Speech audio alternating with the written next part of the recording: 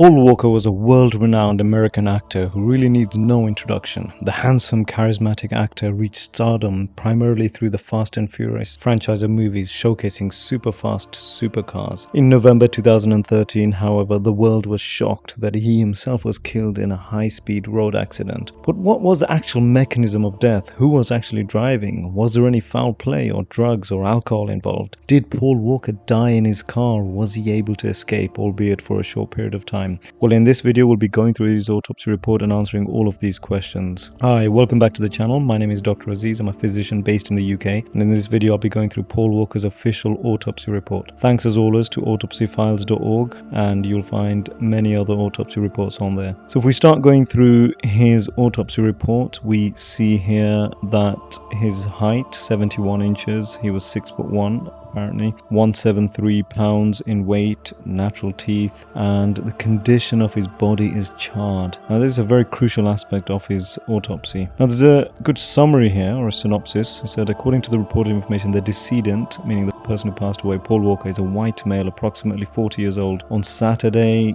30th November 2013 at approximately 3:25, the decedent was a passenger in a Porsche. So he was not the driver, he was a passenger that was traveling at an unsafe speed in the eastbound lane on Hercules Street approaching Constitution. For unknown reasons, the driver lost control of the vehicle and the vehicle partially spun around and began to travel in a southeast direction. The vehicle then struck a sidewalk and the driver's side of the vehicle struck a tree and then a light post. The force of these collisions caused the vehicle to spin 180 degrees and it continued to travel in an easterly direction. The passenger side of the vehicle then struck a tree and the vehicle burst into flames. So we come on to page 3 of the autopsy report, and it's interesting what it says under the body examination here. So again, it says a white male approximately 40 years old. He has all of his teeth in place. The decedent was located lying supine, meaning flat, in the passenger seat. Supine basically means face and torso facing up. His right arm was bent at the elbow with his right hand in the air, parallel with the central portion of his torso. His left arm was bent at the elbow and his left hand on the ground, just above the other decedent's head. Both of his legs were bent at the knees with both of his feet resting on the passenger floorboard. I was unable to see which direction they were pointing. The decedent was charred and in a pugilistic stance, almost like a boxer stance. His right wrist was fractured and his left arm was fractured, and we'll see later on in the post-mortem he actually had multiple fractures. Rigor mortis and lividity were not observed, basically signs of life or in the initial signs of dying. Identification: the decedent cannot be positively identified visually. This is how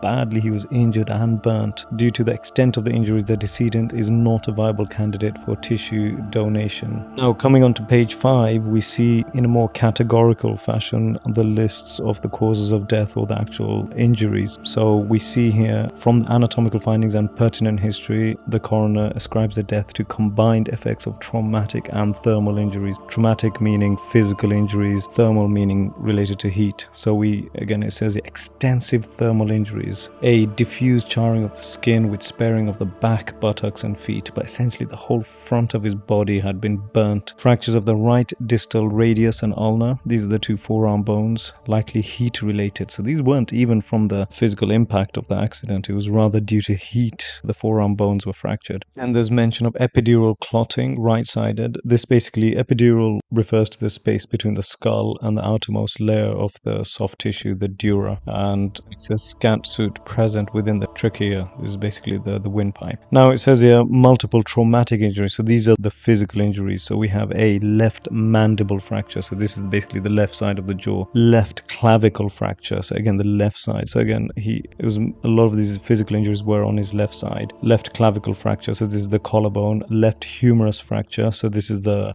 big upper arm bone, essentially under your biceps, between your biceps and triceps. Multiple rib fractures, multiple pelvic fractures, non-displaced spinal fracture at the level of T6. So it says here on page 6, again, that the body weighs 173 pounds, measures 71 inches, and is well built, muscular, and fairly well nourished. So the next couple of pages, page 7, 8, and even after that, 9, they basically go through all his internal organs, and he's basically a very healthy human being. There aren't any sort of illnesses or underlying deficiencies that are identified. I mean, if you look at the bottom of page 7, again, there is no atherosclerosis, so there is no blockages of his arteries, there is no dilation of the lower abdominal segment, there is no aneurysm. It does say here the heart weighs 425 grams. Again, normal you would expect for a male is probably about 350, 375. But again, certainly nothing to the level of some of the other people. You may remember Ultimate Warriors was 650 grams. Randy Savage's, off the top of my head, was 610 grams. So these bodybuilders, wrestlers who really abused steroids and growth hormones, their hearts are probably twice the size as they should have been. But again, coming on to page 8, again emphasizes no atherosclerosis. So again, no blockages of the major coronary arteries. And again, no problems with his lungs, his urinary system, his hepatobiliary system. Now, when we come on to bottom of page 9, it does say here there is a caked right-sided epidural clotting. So again, this is a blood clot between the skull and the dura, which is the outer layer of the internal tissues. And again, this is probably due to this is not something long-term. This is almost certainly either due to the impact of the injury or the burns, essentially. And again, if we come right to the bottom of page 10, it says here, vessels at the base of the brain have a normal pattern of distributions. There are no aneurysms. The cerebral arteries, meaning the arteries, the blood vessels in the brain, are without arteriosclerosis. So there's no hardening of the arteries and the blood vessels in the brain.